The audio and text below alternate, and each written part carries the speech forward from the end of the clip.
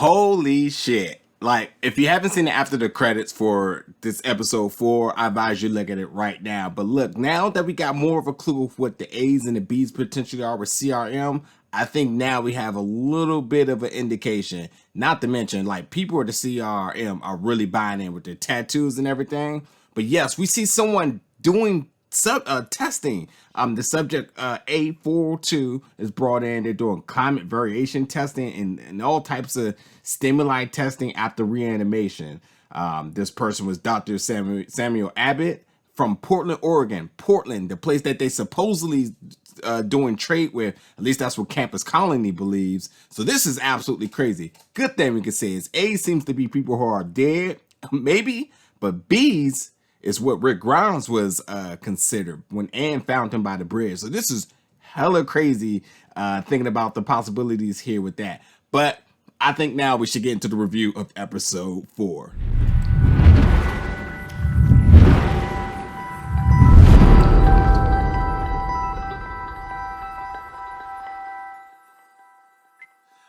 What's up, folks? And you know what? I sincerely apologize for being late on this review. But nonetheless, welcome back to the channel for a review of The Walking Dead World Beyond. Episode 4, The Wrong End of the Telescope. Now, for some odd reason, I definitely got really confused about the release date of the next episode that I needed to watch. I have seen, you know, a few of the episodes already in advance.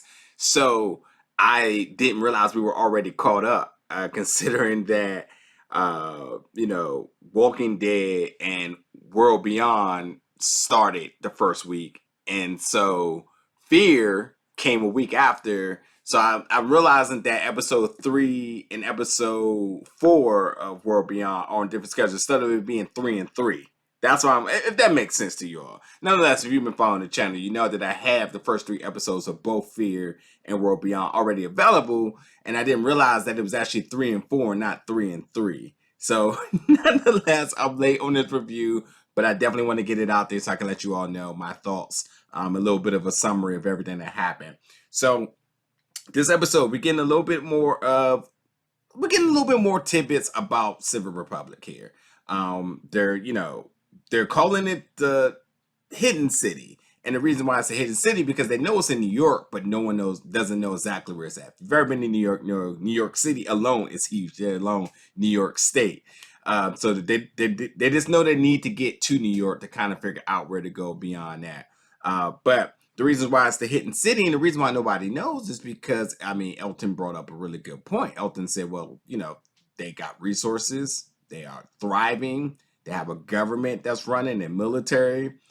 And if everyone knew where they were at, then everyone would eventually come. So, you know, they're just lucky to at least know where to go.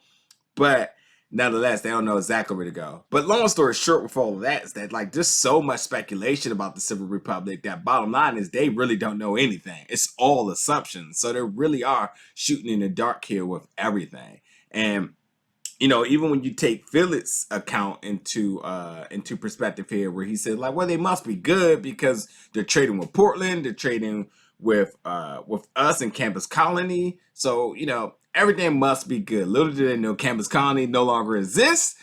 So yes, we know the truth. We know they're up to no good.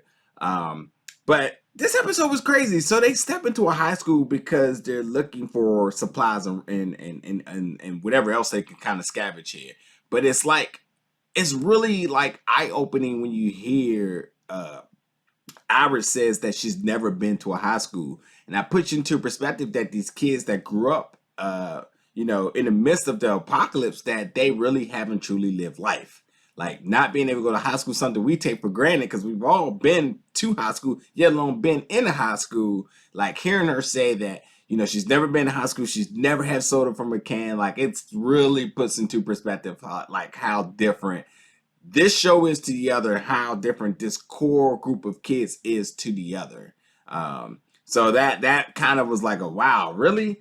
But nonetheless, we do get confirmation that Hope was the one that left breadcrumbs for Felix and Huck.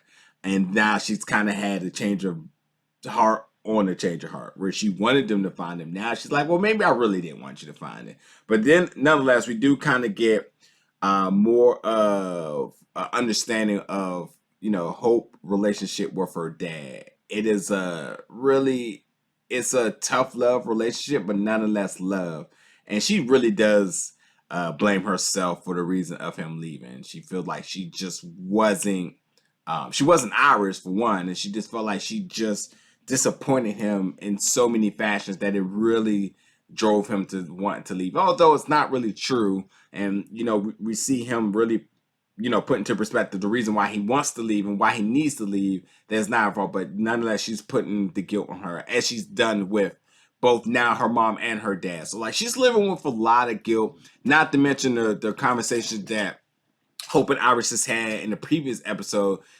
There's still that sort of resentment towards each other that they're still trying to like make work. Uh, but nonetheless, now we see Huck and Felix really coming up with a plan to really pry the group apart, to get them to return home.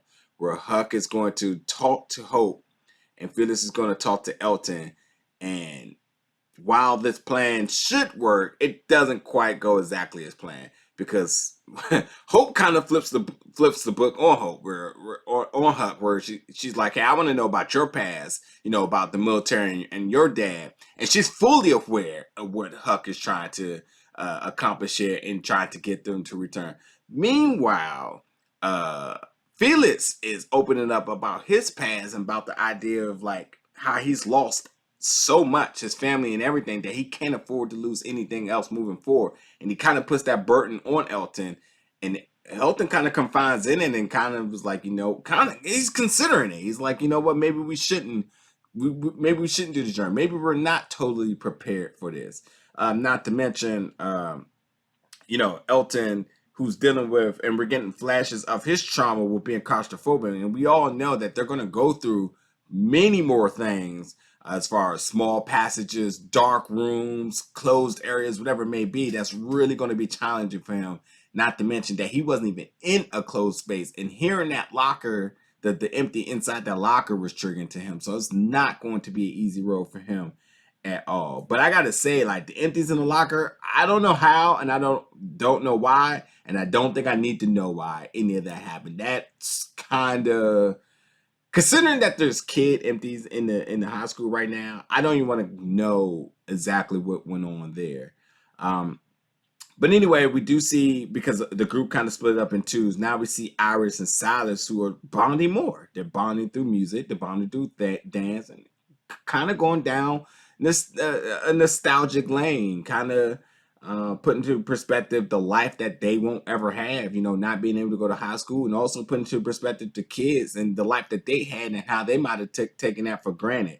But nonetheless, we do see, again, Iris being that comfort zone, that safe zone for Silas here. More of that Black Widow and Hulk palm rub thing to kind of get him to calm down, because while they're going through the school, and they're empties are coming left and right, they avoid killing by all means, and that's clearly going to backfire at some point. But when Silas is back against the wall and is really protect Hope, or ultimately the worst fate, and dying possibly, he decides to attack the empty, and the rage instantly triggers for him. Now, I gotta say, he might be the only person in all of The Walking Dead that's brutally beat an empty with his bare hands. Like, that was pure rage there. And while, this happens and he accidentally hurts Elton, you know, Iris makes it very clear that no matter how you look at the situation, you saved us twice now. There's good in that, and we know that you made a mistake by accidentally hitting Elton, but you're not a bad person for what's happening here. And I think that we're going to see more and more of that dynamic. But again, it's so risky because they need to understand that they cannot duck and dodge them forever. That strategy is not going to work at all. They were very lucky this time, and who knows what's going to happen the next time. But Silas is truly battling some past demons here, as all these kids are battling something.